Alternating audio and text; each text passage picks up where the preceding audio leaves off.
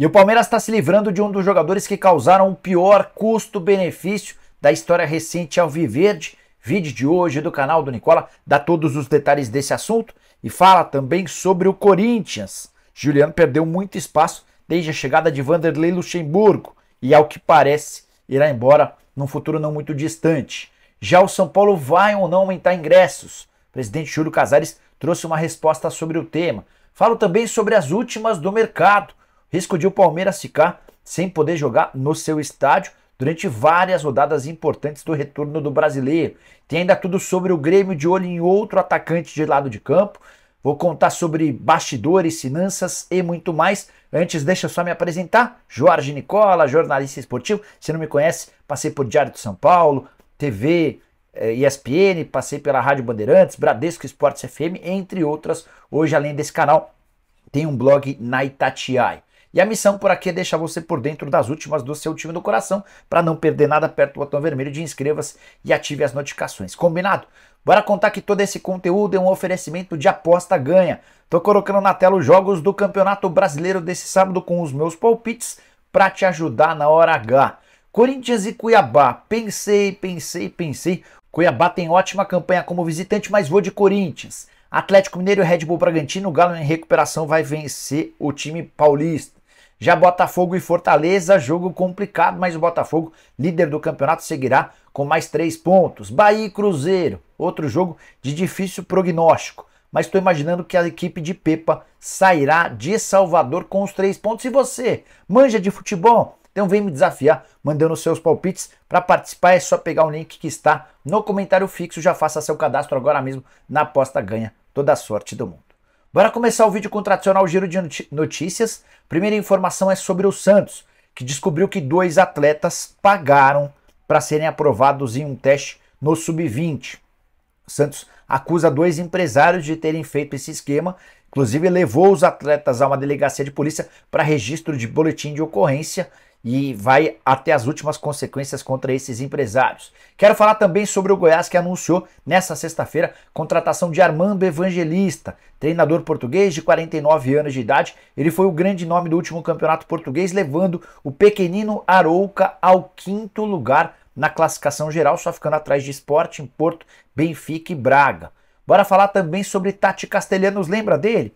Centroavante que quase foi parar no Palmeiras em algumas oportunidades, esteve emprestado ao Girona, campeonato espanhol nessa temporada, ainda pertencendo ao New York City. O Girona não terá capacidade de comprá-lo 15 milhões de euros e a tendência é que o Tati Castellanos vai jogar ou no West Ham ou no Sevilla.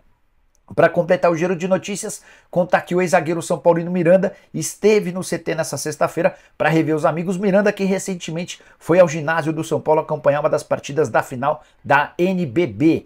Quero contar ainda que Gustavo Gomes, zagueiro do Palmeiras, foi convocado para um amistoso que a seleção paraguaia fará, assim como Ángel Romero, do Corinthians, e Matias Rojas, que será anunciado muito em breve como reforço alvinegro.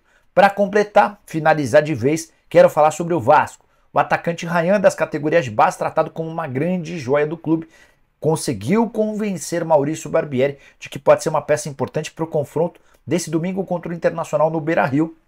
Não estranhe se o Ryan ganhar a condição de titular no lugar do centroavante Pedro Raul. Ryan, que já esteve na mira do Real Madrid, de acordo com a imprensa espanhola.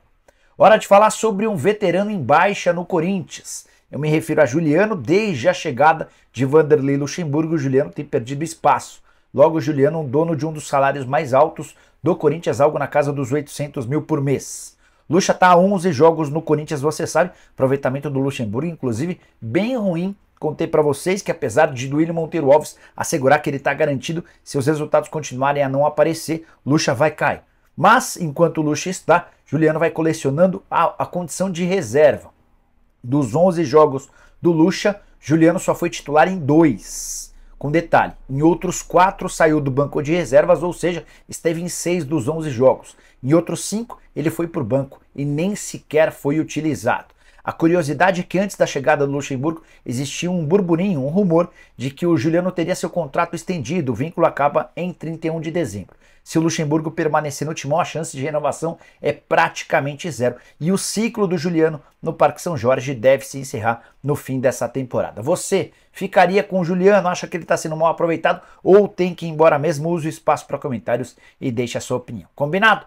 Bora falar agora sobre o Grêmio de olho em outro ponto. Não é segredo para ninguém que o nome dos sonhos do Renato Gaúcho é Michael, ex-jogador do Flamengo, hoje no Al Hilal. Negócio complicado por causa dos 40 milhões de reais envolvidos. César Luiz Merlo, jornalista argentino, afirma que o Grêmio já fez proposta para contratar Iturbe. Você lembra dele? Atacante baixinho, de lado de campo, paraguaio, revelado no Cerro Porteño, com passagens por Porto, de Portugal, River Plate, da Argentina, Verona, Roma, ambos da Itália, Bournemouth, na Inglaterra, também esteve no Pumas do México. Contrato do Iturbe com o Iris, da Grécia, se encerra em 30 de junho, ou seja, no fim desse mês. Ele está 2 temporadas no futebol grego. Na atual são 41 jogos, 6 gols e 2 assistências, características que o Renato Gaúcho busca. Daquele atacante de velocidade, com bom drible e também com finalização.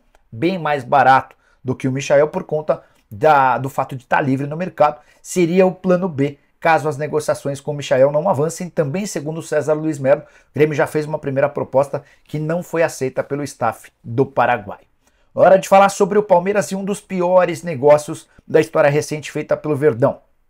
Carlos Eduardo está saindo do clube sem render qualquer centavo. O vínculo do atacante, hoje com 26 anos de idade, se encerra em 31 de dezembro. Mas o Carlos Eduardo pediu e o Palmeiras concordou em rescindir seu contrato para que ele possa assinar um acordo de 3 temporadas com o Antalyaspor, da Turquia. O Palmeiras vai ficar apenas com 20% do valor de uma venda futura. O time turco não paga nada. Detalhe, em 2019, quando ele foi contratado, o Palmeiras desembolsou 25 milhões de reais. Essa contratação foi feita a pedido de Felipão e sua comissão técnica. O jogador pertencia ao Pirâmides. O prejuízo foi um pouco diminuído com a venda de 20% dos direitos econômicos para o Atlético Paranaense anos atrás, ou seja, o prejuízo em vez de 25 milhões é de algo na casa dos 20 milhões de reais.